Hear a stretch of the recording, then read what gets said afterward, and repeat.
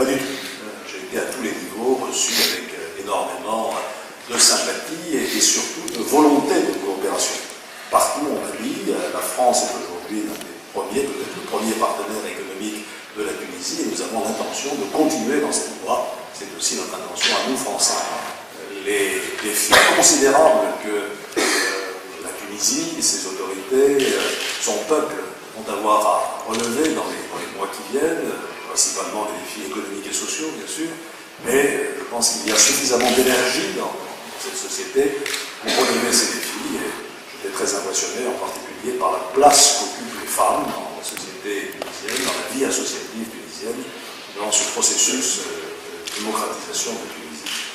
Et je souhaite donc la meilleure chance possible au peuple tunisien qui est pour la France, vous savez, un peuple ami. J'espère que la prochaine saison estivale permettra du redémarrage du tourisme. Des mesures conjoncturelles sont nécessaires pour relancer cette activité touristique, mais aussi, j'en ai parlé hier avec les responsables tunisiens, des réformes structurelles. La France est prête à coopérer avec les responsables tunisiens pour développer de nouveaux produits touristiques qui correspondent mieux à l'attente des touristes qui s'intéressent à cette région. Les touristes français et les Français en général aiment la Tunisie, ils connaissent les beautés naturelles, patrimoniales.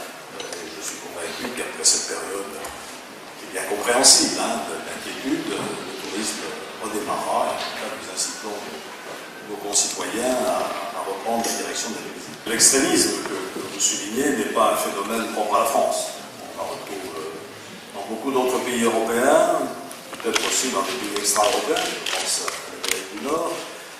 Aucun grand pays démocratique n'est à l'abri de cette tendance, qui est une tendance, à mon avis, de peur. Face aux transformations du monde, nous vivons dans un monde nouveau, et la nouveauté fait peur. D'où ces réactions de repli et de méfiance vis-à-vis de l'autre. Il faut combattre cette tendance dans nos sociétés respectives, et la seule façon de les combattre, c'est l'éducation, c'est la pédagogie, c'est l'explication des réalités du monde dans lequel nous sommes.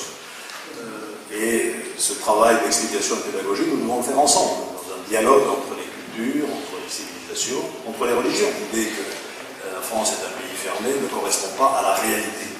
Il y a de très nombreux étudiants tunisiens en France, je crois que c'est 13 000, 15 000, monsieur l'ambassadeur.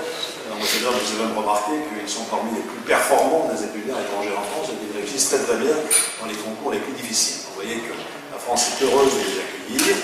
Il y a eu cette circulaire que vous évoquez, du ministère de l'Intérieur, qui est sans doute rédigée de manière inappropriée, et elle a été modifiée de façon à permettre à ceux des étudiants qui souhaitent prolonger leur séjour en France par l'emploi, de le faire dans des conditions qui ont été clarifiées. Donc je crois que de ce côté-là aussi, les malentendus sont dissipés.